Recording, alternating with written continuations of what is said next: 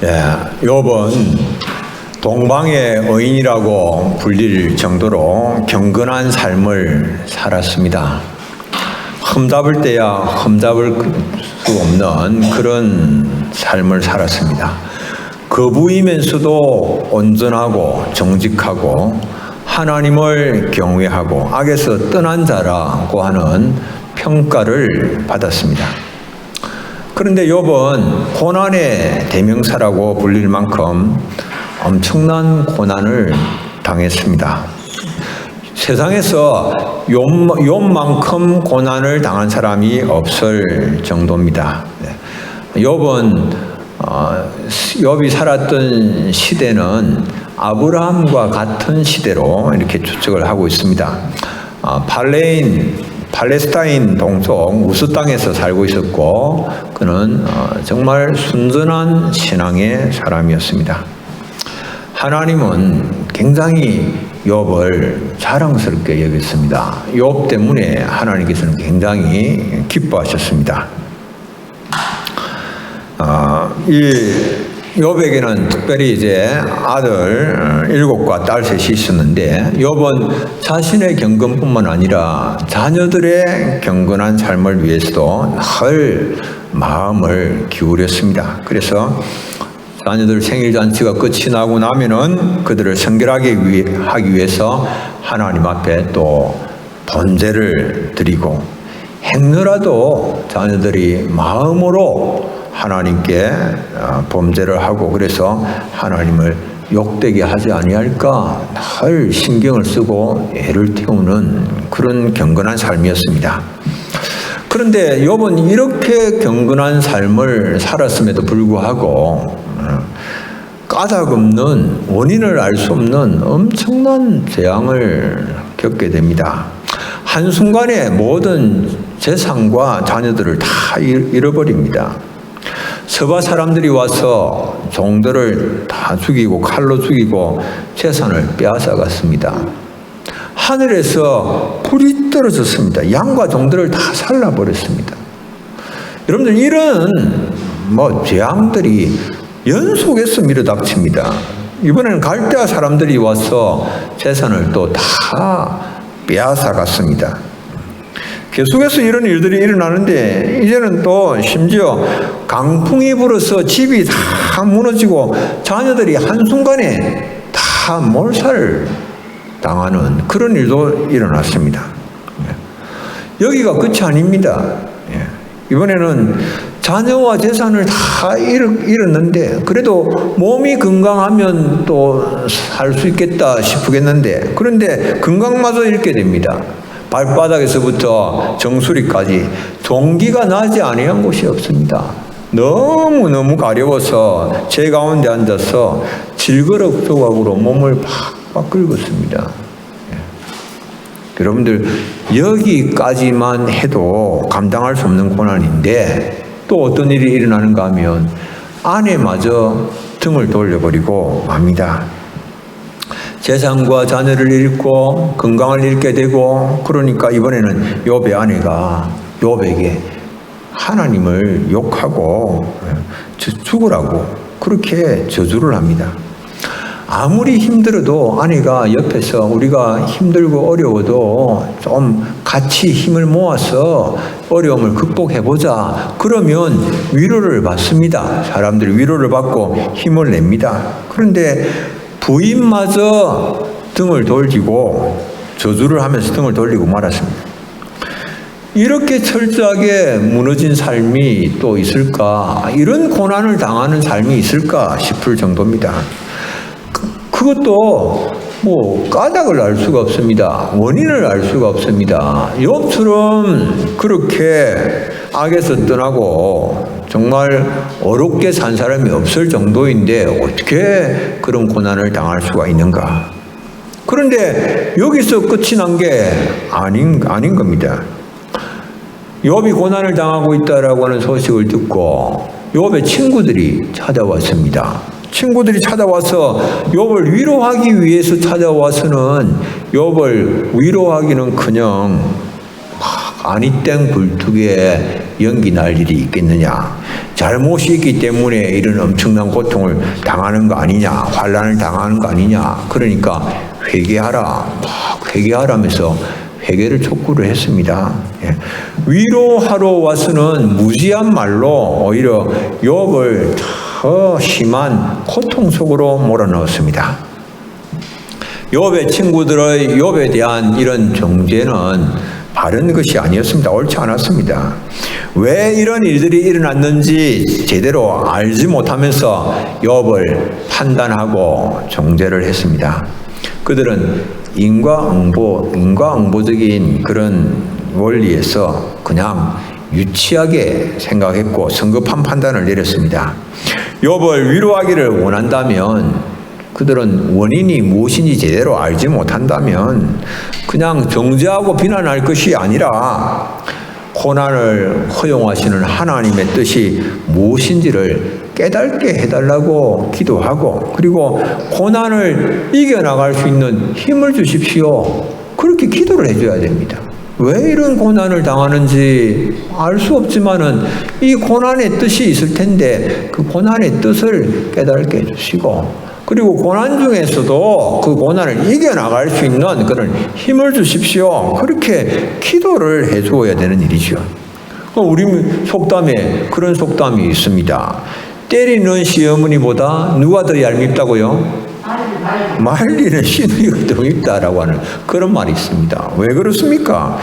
겉으로는 위로해주는 척하고 위하여주는 척 하면서 속으로는 해하고 헐뜯는다라고 하는 그런 말이죠. 그게 더 밉다라고 하는 겁니다. 욥의 고난을 위로하러 온 친구들이 욥을 비난하고 정죄하였을 때에 욥이 얼마나 더 그 마음이 상하였겠습니까? 얼마나 더 힘들었겠습니까? 어디 죄 없이 망한 자가 어디 있냐? 친구들은 그렇게 이야기를 하는 겁니다. 정직한 자가 세상에서 끊어지는 일이 어떻게 있을 수 있냐? 뭔가 다른 사람은 모르지만 다른 사람이 알지 못하는 그런 죄가 있기 때문에 이런 일이 일어난 거 아니냐. 정죄하면서 욥을 보고 회개하라고 공격을 하는 겁니다. 이거는 욥을 위로하는 것이 아니라 욥의 마음을 격동을 시키는 겁니다. 이들의 비난으로 마음이 상한 욥이 격한 반응을 보입니다. 그들을 보고 뭐라 하는지 아십니까? 너희들의 아비들은 내 양떼를 지키는 계승에도 둘만 하지 못한 자들이다. 독설을 퍼부었습니다. 막 욕을 한 거죠. 이 개만도 못한 놈들아. 이런 식으로 서류상에서 이게 말할 수 없는 이런 욕들을 한 겁니다. 욥에게 연속적으로 일어난 이런 감당하기 어려운 스트레스는 면역 체계를 무너뜨립니다. 이 질병의 95%가 스트레스로 말미암아서 오는 것이다. 의사들은 그렇게 말합니다. 스트레스는 사람들의 정서에도 영향을 미칩니다. 그래서 사람들과의 관계가 깨뜨려집니다. 사람들로부터 얻을 수 있는 그런 기쁨마저도 빼앗아갑니다. 몸의 면역 체계가 최적의 상태일 때는 치료하지 못할 그런 병이 없습니다. 의사들은 당연히 몸의 면역 체계가 최상의 상태로 작동을 하고 있다면 어떤 질병이 다 들어와도 몸은 그 질병을 이겨낼 수 있다. 그렇게 말합니다. 왜? 하나님께서 우리 몸을 그렇게 만드신 거예요. 전능하신 하나님께서 우리 몸을 그렇게 걸작품으로 멋지게 만들어 놓으신 겁니다. 그런데 쇼크나 마음의 상처 같은 이런 트라우마는 사람들을 질병에 취약하게 만듭니다. 정상적인 판단 이런 것들을 할 수 없도록 만드는 것입니다. 그런데 욥은 보면은 자신을 이렇게 정죄를 하고 격동을 하였던 그런 친구들을 위하여서 이제 이 42장 마지막 부분으로 이제 넘어가면서 막 그들을 위하여서 기도를 해주고 그들을 축복해 주거든요. 욥에게 비난의 화살을 쏘아댔던 그 친구들을 용서하고 축복하는 것. 이건 무엇을 의미할까요? 욥이 막 마음에 많은 아픔이 있었고 상처가 있었고 고통스러운 일들로 인하여서 참 무너지는 그런 자리에까지 갔지만은 그러나 욥은 그런 아픔으로부터 고통으로부터 다 상처로부터 치유를 받았다라고 하는 겁니다. 그 회복함이 일어났다라고 하는 겁니다. 욥에게. 어떻게 그런 회복이 일어날 수가 있었는가? 욥은 어떻게 그렇게 엄청난 스트레스를 극복을 할 수가 있었는가? 라고 하는 것을 오늘 성경은 우리에게 말씀을 해줍니다. 첫째로 욥은 하나님의 전능하심을 깨달았습니다. 하나님은 전능하신 하나님이시다. 욥이 하나님의 전능하심을 몰랐을까요? 머리로는 하나님의 전능하심을 알고 있었습니다. 그러나 하나님의 전능하심을 욥이 깨달지는 못하고 있었습니다. 머리의 지식이 가슴의 지식으로 내려오지 못한 것입니다. 그런데 엄청난 고난을 겪으면서 이 하나님의 전능하심을 깨닫게 되고 그 깨달음으로 인하여서 모든 결박에서 자유하게 되어지고 하나님을 향한 아름다운 신앙 고백을 하게 된 겁니다. 욥은 하나님의 전능하심을 고백합니다. 욥기 오늘 우리가 읽은 42장 2절 주께서는 못하실 일이 없사오며 무슨 계획이든지 못 이루실 것이 없는 줄 아오니 주님은 전능하신 분이십니다. 능치 못함이 없으신 분이십니다. 심지어는 자기 백성을 이런 고난 속에 몰아넣는다 할지라도 이런 일들을 통하여서도 주님은 놀라운 계획들을 이루어 가실 수 있는 분이심을 믿습니다. 주님은 실제로 욥이 고난받는 그것을 통하여서 오히려 더 영광을 받으시게 되거든요. 주님은 더 영광을 받으시고 또 한편으로는 욥에게 그런 고난을 통하여서 욥이 얼마나 정말 하나님을 경외하며 악에서 떠난 사람인가라고 하는 것을 세상에 다 드러내고자 하시는 그런 거죠. 그러니까 욥도 굉장히 그렇게 하나님께서 세워주시고자 하시는 그런 뜻을 하나님께서 가지고 계신 겁니다. 하나님의 전능하심을 깨달지 못할 때에 그 원인을 알 수 없는 그러한 고난으로 인하여서 욥이 굉장히 괴로웠습니다. 엄청난 스트레스를 받았습니다. 정상적으로 판단을 할 수가 없을 만큼 힘들었습니다. 심지어는 그래서 욥은 하나님의 공의라고 하는 것이 너무 부당하게 느껴졌습니다. 하나님의 공의가 이런 공의가 세상에 어디 있느냐 그렇게 생각된 거예요. 그래서 욥기 9장 22절로 24절에 일이 다 같은 것이라 그러므로 나는 말하기를 하나님이 온전한 자나 악한 자나 멸망시키신다 하나니. 온전한 자는 악한 자는 멸망시키면 되겠습니까? 악한 자는 그렇게 하나님께서 멸망시키시더라도 온전한 자는 하나님 보호하셔야 되지 않겠습니까? 그 하나님 그렇게 하신다는 거예요. 갑자기 재난이 닥쳐 죽을지라도 무죄한 자의 절망도 그가 비웃으시리라. 무죄한 자가 절망을 당하는 거 보면 하나님께서 막 마음이 참 안타까워 하셔야 되는 거 아닙니까? 그런데 하나님께서 무죄한 자가 절망 속에 빠져드는 것을 보면서 오히려 비웃으실 정도로, 그러니까 욥이 지금 이렇게 엄청난 고난 가운데 하나님 침묵하고 계시는 거 아니냐, 이렇게 하나님의 공의가 이런 것이냐. 욥이 하나님 공의에 대해서 막 불평하는 것이죠. 세상이 악인의 손에 넘어갔고 재판관의 얼굴도 가려졌나니 그렇게 되게 하니까 그거 아니면 그냥 하나님께서 이게 세상이 악인들이 이렇게 득세하고 판치고 재판관이 제대로 참 이렇게 판정이 제대로 이루어지지 아니하는 이런 세상이 돼가지고 내가 이렇게 바르게 살고 공의롭게 살고 하나님의 뜻대로 내가 살려고 이렇게 애를 많이 쓰고 노력을 했음에도 불구하고 이런 엄청난 어려움을 환난을 당한다. 이게 하나님의 공인가? 욥이 막 불평하고 원망하는 겁니다. 그런데 이 욥의 불평과 원망은 보면은 하나님을 제대로 알지 못하기 때문에 생긴 그런 오해입니다. 욥은 자신은 하나님을 잘 안다고 생각합니다. 그런데 실제로 자신이 하나님을 알고 있는 것은 빙산의 일각에 불과한 겁니다. 여러분들 빙산은 거대합니다. 물 밖으로 드러난 것은 돌출된 것은 10%에 지나지 않습니다. 그 수면 아래로 90%가 감추어져 있고 숨겨져 있습니다.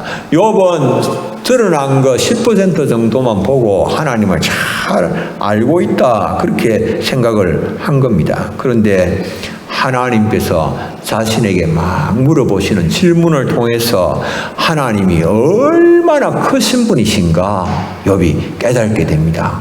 얼마나 위대하신 분이신가, 얼마나 전능하신 분이신가라고 하는 것을 깨닫습니다. 그러면서 자신이 정말 아무것도 알지 못하면서 하나님의 뜻을 다 아는 것처럼 안하무인격으로 행동한 것이 참 부끄럽다, 이렇게 부끄럽게 여겨집니다.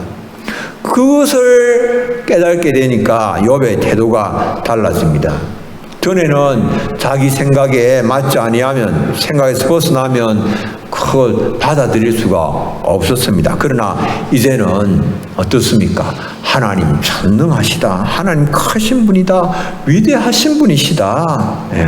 하나님은 어떤 상황에도 하나님께서 뜻하시고 계획하신 것을 능히 이루실 수 있는 분이시다라고 하는 것을 깨닫게 되어진 거예요. 그러니까 그렇게 이제 힘들고 어려운 가운데 있지만, 환난 가운데 있지만은 하나님께서 이루실 일들에 대한 기대감을 갖게 된 겁니다. 하나님께서 놀라운 일들을 행하실 것이다. 내가 할 수 없기 때문에 하나님도 하실 수 없다라고 생각을 하면 안 됩니다. 하나님은 능치 못하심이 없으신 전능하신 분이십니다. 내 생각으로 하나님께서 하시는 모든 일들을 다 재단하려고 하면 그것은 교만입니다. 하나님은, 하나님의 뜻은 참 아름답습니다. 여러분들 보십시오. 욥이 고난을 당하는 그런 가운데서도 하나님은 욥의 고난을 통해서 욥의 성결을 나타내고, 그래서 이 욥을 자기 백성들의 본으로 삼고자 하셨던, 그래 하나님의 이 뜻과 계획은 참 선하고 아름다운 것이지요. 욥은 자기 자신은 막 고난이다, 견디기 힘들다, 도대체 이런 공의가 세상에 어디 있느냐라고 생각했지만은, 그러나 하나님께서는 오히려 욥을 향해서 가지고 계시는 그 계획이 너무 선하고 너무 아름다운 거예요. 욥을 통해서 욥의 성결을 나타내시고, 고난 가운데서 자기 백성께 취해야 할 자기 백성들의 본으로 욥을 삼으시고자 하신 겁니다. 참 아름답죠, 하나님의 뜻이. 두 번째로 욥은 자신의 무지와 연약함을 깨닫게 됩니다. 자신의 무지와 연약함을 깨달으면서 막 자신을 아프게 하고 힘들게 하는 그런 이제 상처를 극복하게 되는 겁니다. 욥은 하나님께서 하시는 일이 자신의 생각과 맞지 아니함으로 인하여서 뭔가 좀 하나님께 좀 조언을 해드리고 싶어하는 그런 마음입니다. 악인을 형통하게 하고 의인을 고통에 빠뜨리는 하나님의 공의, 이런 공의는 잘못된 겁니다. 하나님, 불평하죠, 욥이. 그러니까 하나님께서 욥에게 뭐라고 말씀하시는지 아십니까? 여러분들, 욥기 40장 8절로 9절. 네가 내 공의를 부인하려느냐? 네 의를 세우려고 나를 악하다 하겠느냐? 하나님께서 이렇게 말씀하시는 거예요. 네가 내 공의를 부인을 하고 네 의를 세우려고 나를 악하다고 하겠느냐? 네가 하나님처럼 능력이 있느냐? 하나님처럼 천둥소리를 내겠느냐? 하나님 그런 거는 공의롭지 못합니다. 그러니까 하나님께서 말씀하시는 게, 네가 내 공의를 부인하려고 하냐? 네 의를 세우려고 나의 행하는 일들을 악하다라고 그렇게 말을 하려고 하는 것이냐? 도대체 네가 알면 얼마나 알길래 그렇게 하냐? 하나님 그런 말씀이시겠죠. 세상을 좀 더 올바르고 좀 더 공의롭게 다스릴 수 있다고 생각하는 욥에게 하나님께서 물으시는 겁니다. 너에게 이 세상과 만물을 지배하고 다스리는 그런 능력이 있느냐? 자신의 지식으로 이해되지 않는다고 해서 하나님께서 행하시는 일들을 잘못이라고 불평하는 욥을 하나님께서 책망하시는 그런 것이죠. 지적을 하시면서 책망을 하시죠. 하나님은 전지전능하신 하나님이시죠. 하나님께서는 무진한 그런 수단과 방법들을 가지고 계시는 하나님이시죠. 하나님과 인간 사이의 차이는 하늘과 땅만큼이죠. 그래서 차이가 큽니다. 이사야 55장 8절로 9절에는 내 생각이 너희들 생각과 다르다. 내 길이 너희들의 길과 다르다. 얼만큼 다르냐? 하늘이 땅보다 높은 같이 내 길은 너희 길보다 높고 내 생각은 너희 생각보다 높다. 얼마나 차이가 큽니까? 그런데 욥은 자신의 생각과 판단이 옳다고 그렇게 여기지만은 그러나 하나님께서 욥의 생각이 얼마나 무지한가라고 하는 것을 하나님께서 딱 보여주시는 겁니다. 하나님 폭풍 가운데 임하셔서 욥에게 질문을 하는 겁니다. 하나님께서 욥에게 질문을 하는데 욥은 자신이 대단히 정말 하나님의 공의에 대하여서 지적을 할 수 있을 만큼 대단히 많은 것을 알고 있고 대단한 그런 여러 참 지혜를 가지고 있다라고 생각을 했는데 보니까 아무것도 하나님이 물으시는데 대답할 수 있는 게 아닙니다. 하나님께서 이렇게 말씀하십니다.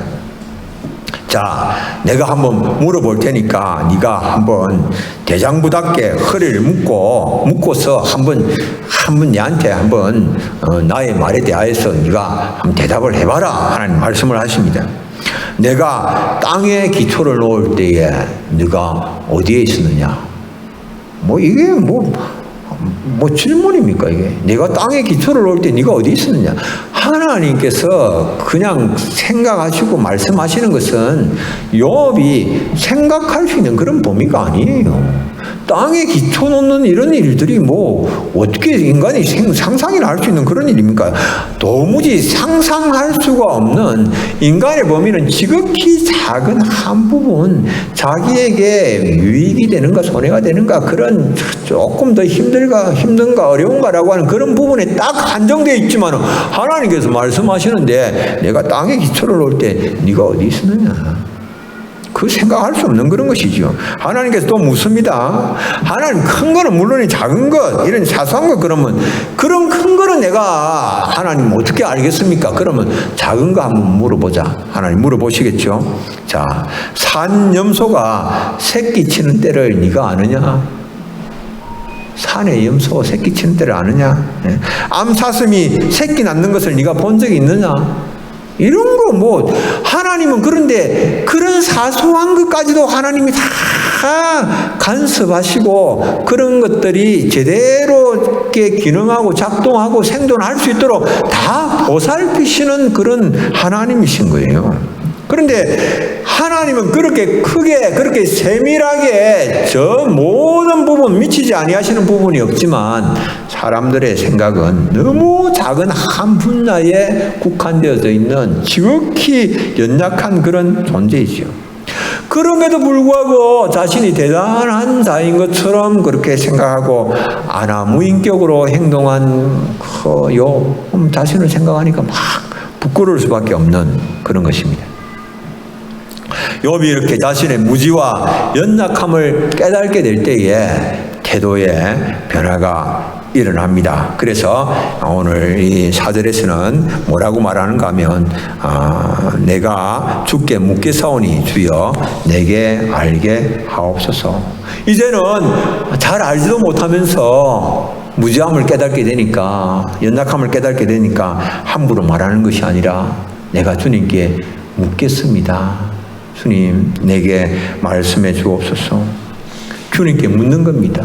주님 왜 이런 일이 내게 일어나는 겁니까? 자신이 막 모르면서 함부로 말하는 것이 아니라 주님 왜 이런 일들이 지금 일어나고 있습니까? 주님 왜 이런 일들을 주님께서 허용을 하셨다면 허용하신 목적이 무엇입니까? 이렇게 주님께 묻는 거예요. 주님 이런 어려움들로 인하여서 내가 너무 고통 중에 있고 너무 힘들고 어렵습니다. 어떻게 제가 이것을 극복하고 나아갈 수가 있겠습니까? 주님께 묻는 겁니다. 이 과정을 통하여서 자신의 무지하고 연약함을 알고 주님께 묻는 과정을 통하여서 주님이 얼마나 선하시며 인자하신 분이신가라고 하는 것을 깨닫게 되는 것이지요. 그것을 알게 되니까 어떻게 됩니까? 욥의 입술에서 원망과 불평이 사라지지요. 하나님의 선하심과 인자심을 알게 되어지니까 물음의 과정을 통하여서 정말 자신은 하나님의 공의가 형편없다라고 생각했는데, 그러나 하나님은 내가 알지 못하는 더 엄청난 계획을 가지고 이런 것들을 허용하셨다라고 하는 것을 생각하니까 하나님 참 인자하시다, 자비로우시다. 그러니까 내 입술에 있던 원망과 불평이 감사와 찬송으로 변하게 되어지면서 감사와 찬송이 있는 그런 삶에 하나님의 치유의 역사가 임하게 되어지는 거예요. 감사하고 찬양하면 막 고침이 일어나고 치유가 일어나는 그런 일입니다. 세 번째로 욥은 하나님을 직접 경험합니다. 하나님을 직접 경험한 것입니다. 하나님의 물으심에 대하여서 답하는 과정을 통하여서 욥은 하나님의 정말 전지전능하심 그리고 자신의 무지함을 깨닫게 되었습니다. 그리고 욥은 고백합니다. 뭐라고 고백합니까? 전에는 5절에 내가 주께 대하여 귀로 듣기만 하였사오나 이제는 눈으로 주를 배움나이다. 귀로 듣기만 했는데 이제는 내가 주님을 눈으로 지금 뵙습니다. 이렇게 말합니다. 귀로 듣기만 하였다라고 하는 말은 하나님을 알되 간접적으로 안 것, 불완전하게 안 것, 이런 것을 말하는 겁니다. 그냥 내가 귀로 듣기만 들었습니다. 내가 그냥 간접적으로 내가 알고 있습니다. 그러나 하나님께서 질문하시고 답하는 그런 과정을 통해서 이제는 직접 알게 되었다라고 하는 겁니다. 이것을 욥은 눈으로 하나님을 배움는다 이렇게 이제 표현을 했습니다. 하나님을 직접 알게 될 때에 하나님과의 참된 관계가 형성되고 그래서 그 믿음이 견고하여지고 흔들리지 않게 되는 겁니다. 머리로만 하나님을 아는 사람들은 하나님을 직접 경험하지 못한 채 그 회당 뜰만 밟고 왔다 갔다 합니다. 여러분들 그런 사람들 많죠. 그냥 머리로 들은 지식은 있고 책을 통하여서 배운 지식은 있지만은 깨달음이 없는 사람들입니다. 이런 사람들은 진리로 인한 자유함이 없습니다. 기쁨이 없습니다. 주님과 직접적이고 친밀한 그런 교제 가운데로 들어가지 못합니다. 여러분들 어떻게 하면 주님과 직접적인 관계를 가질 수가 있습니까? 눈으로 주를 배움는다라고 하는 것은 육신의 눈으로 본다라고 하는 말이 아닙니다. 우리가 육신의 눈으로 주를 봐야 내가 제대로 믿음을 가질 수 있단다. 그 말이 아니에요. 육신의 눈으로 주님을 보는 게 아닙니다. 그 말이 아닙니다. 마음의 눈으로 주님을 보는 것입니다. 무슨 말씀입니까? 말씀을 통해서 말씀을 믿음으로 받고 그 말씀을 통해서 주를 만나는 것입니다. 그리고 주님께서 창조하신 만물과 보이신 것들에 대하여서 통찰과 묵상으로 하나님의 신성을 보는 겁니다. 이 만물 가운데 하나님께서 우리에게 보여주시는 많은 징조들을 통하여서 하나님의 살아계시고 역사하시는 것을 자기가 깨달는 겁니다. 로마서 1장 19절로 20절 이는 하나님을 알만한 것이 그들 속에 보임이라 하나님께서 이를 그들에게 보이셨느니라 창세로부터 그의 보이지 아니하는 것들 곧 그의 영원하신 능력과 신성이 그가 만드신 만물에 분명히 보여 알려졌나니 그러므로 그들이 핑계하지 못할지니라. 하나님은 하나님의 영원하신 능력과 신성을 만물 속에 보여주셨습니다. 하나님께서 우리에게 보이시는 여러 가지 사건들 속에 하나님께서 담아 두셨습니다. 그런 것들을 우리가 보면서 통찰하고 묵상하면서 하나님의 신성, 하나님의 이 영원하신 능력, 이것을 우리가 보고 깨닫게 되어지는 겁니다. 그렇게 되어질 때에 놀라운 일들이 일어납니다. 주님을 배웠고 하나님의 무한하심을 내가 깨닫게 되어질 때에 이 아무것도 아닌 내가 대단한 것처럼 막 떠들고 자랑하고 교만하게 행하였던 것, 이런 것이 이제 눈에 보이게 되는 겁니다. 하나님의 무한하심과 전능하심을 안다라고 하는 것은 나의 무능함들, 나의 한정적이고 제한적인 그것을 본다라고 하는 말입니다. 그러면서 내가 아무것도 아니면서 대단한 것처럼 막 교만하게 행하였던 이런 것들이 생각나서 회개케 되어지는 겁니다.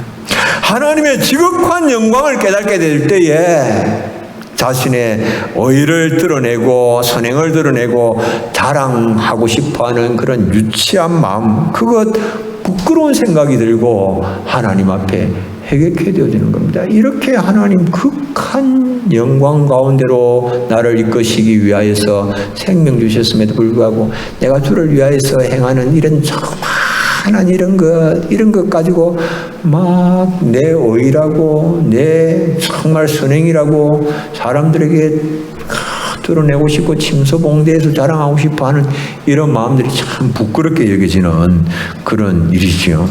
하나님의 완전성을 깨닫게 될 때에 내 불완전함에도 불구하고 완강하게 고집 피우려고 했던 나의 이런 어리석음들을 발견하고 회개케 되어지는 겁니다. 나는 다 알지도 못하는 불완전한 자이면서 내 생각이 완전한 것처럼 자꾸 고집 피운다.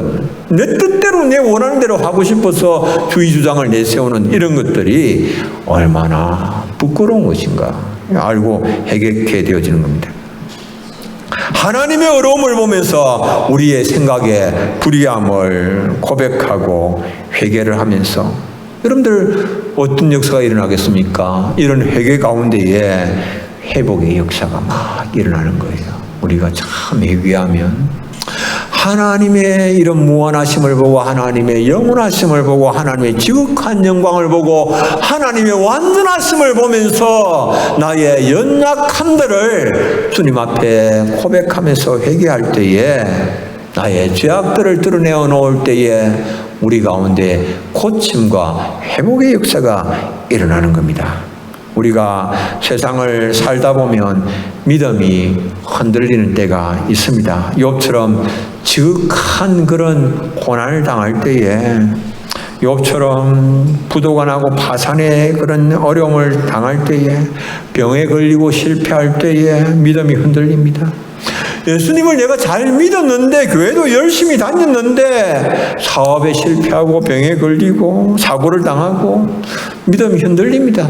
하나님 정말 이거 살아계신 거 맞나? 이거 하나님 정말 나와 함께 하신다는데, 나를 지켜주신다는데, 이거 하나님께서 지켜주시는데 정말 이런 일들이 일어나나? 흔들리는 거죠. 그러나 그 순간에 우리가 기억해야 될 것 있습니다. 하나님의 경륜과 섭리는 무한하시다라고 하는 겁니다. 내가 다 청량할 수 없다라고 하는 겁니다. 내 생각의 범위를 벗어난다라고 하는 것입니다. 하나님의 능력과 지혜는 다 청량할 수 없고 헤아릴 수가 없는 겁니다. 그래서 절망적인 상황 가운데서도 하나님의 선하심을 바라봐야 됩니다. 우리가 코로나19로 인해서 참 고통스럽습니다. 어렵습니다. 코로나19를 맞아서 사람들이 막 교회에 대하여서 더 많이 이렇게 막 하는 거 보면서 가슴 아프기도 하는데, 그러나 이런 가운데서 하나님의 뜻은 선하시고 아름다운 것이다 라고 하는 것을 우리는 생각해야 됩니다. 이것을 잊어버리면 안 됩니다. 우리를 향하신 하나님의 선하심과 또 인자하심, 하나님의 아름다운 계획들, 이것들 우리는 생각합니다. 그래서 어려운 가운데서도 여러분들 낭망하지 마시고, 어려운 가운데서도 불평하지 마시고, 원망하지 마시고, 하나님께서 나를 통하여서, 이런 고난을 통하여서 이루실 놀라운 일들에 대한 하나님의 그 계획이 성취될 것에 대한 기대와 소망 가지고 그렇게 잠잠히 주님 바라보시면서 믿음의 걸음 또 이렇게 걸어가시고, 욥처럼 더 주님과의 그 친밀한 관계 속으로 들어가시는 우리 사랑하는 교우님들 다 되시기를 바랍니다. 함께 기도하겠습니다. 하나님 아버지, 은혜를 감사합니다. 우리가 또 코로나 전국을 맞아서 환경적으로 또 경제적으로 고난 중에 있습니다. 그러나 이런 우리가 겪고 있는 인생의 아픔 가운데서도 하나님의 계획은 선하고 아름다운 것임을 고백합니다. 고난을 통하여서 전능하신 하나님의 은혜를 더욱더 깊이 깨달는 저희들 되게 하시고, 하나님께로 더 가까이 나가며 주님과의 더 친밀한 또 관계 속으로 들어가는 저희들의 삶이 되도록 도와주옵소서. 예수님 이름으로 기도드립니다. 아멘.